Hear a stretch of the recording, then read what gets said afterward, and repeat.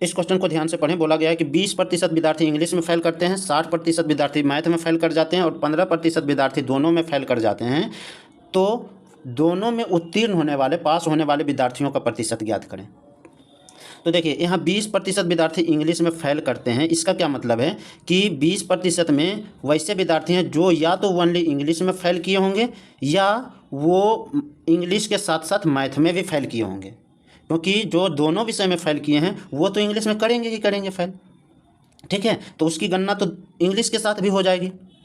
आगे देखिए, आगे बोला है कि मैथ में 60% विद्यार्थी फेल किए हैं। तो इसका मतलब क्या है कि 60% में वैसे विद्यार्थी होंगे जो ओनली मैथ में फेल किए होंगे या वो मैथ के साथ साथ इंग्लिश में भी फेल किए होंगे, क्योंकि जो विद्यार्थी इंग्लिश में भी दोनों में फेल किए होंगे उसकी गणना तो मैथ के साथ साथ होगी ही, क्योंकि वो तो मैथ में फेल किए ही हैं।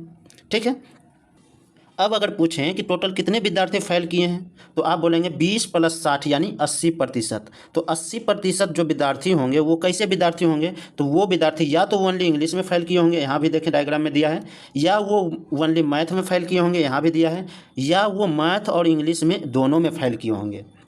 लेकिन जो मैथ और इंग्लिश दोनों में फेल किए हैं उसकी गणना 2 बार हो चुकी है। क्यों, कैसे 2 बार हो चुकी है, क्योंकि वहाँ तो ओनली इंग्लिश के साथ साथ तो ओनली मैथ में भी फेल किए होंगे जो विद्यार्थी, उसकी गणना भी यहाँ 15-20% में हुई है। और यहाँ देखिए ओनली मैथ में जो फेल किए हैं वो साथ साथ में जो इंग्लिश में फेल किए हैं तो 60% में, यहाँ जो 60% है उसमें तो इन दोनों की गणना हुई है। यानी कि मैथ और इंग्लिश में फेल होने वाले विद्यार्थियों की गणना यहाँ एक बार इंग्लिश ओनली इंग्लिश के साथ हुआ है तो एक बार ओनली मैथ के साथ हुआ है। तो यानी मैथ और इंग्लिश की गणना कितने बार हो चुकी है, तो आंसर है 2 बार हो चुकी है। तो इसलिए हम यहाँ 2 लिखे हैं। ठीक है, अब चूंकि यहाँ 2 है, मैथ और इंग्लिश की गणना 2 बार हुई है, तो एक बार अगर हम घटाना चाहें तो एक बार घटाना चाहें तो कितना घटाएंगे, तो आंसर है 15 घटाएंगे। तो टोटल में से अगर हम 15 घटा देंगे तो कितना आएगा, 65।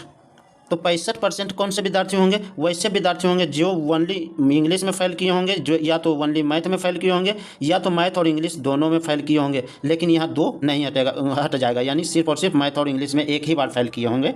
जो विद्यार्थी मैथ और इंग्लिश में फेल किए होंगे उसकी गणना सिर्फ और सिर्फ एक ही बार होगी। क्यों, क्योंकि यहाँ 15 से 15 हम घटा दिए हैं। ठीक है, यानी 65% वैसे विद्यार्थी हैं जो किसी न किसी सब्जेक्ट में फेल किए होंगे। तो दोनों सब्जेक्ट में पास कितने बच्चे किए होंगे, तो बोलेंगे 100 में से 65 अगर घटा देंगे तो वही बच्चे होंगे जो दोनों सब्जेक्ट में पास किए होंगे। तो 100 - 65 = 35। 35% बच्चे वैसे हैं जो दोनों सब्जेक्ट में पास किए हैं, यानी ऑप्शन नंबर 4 हमारा आंसर।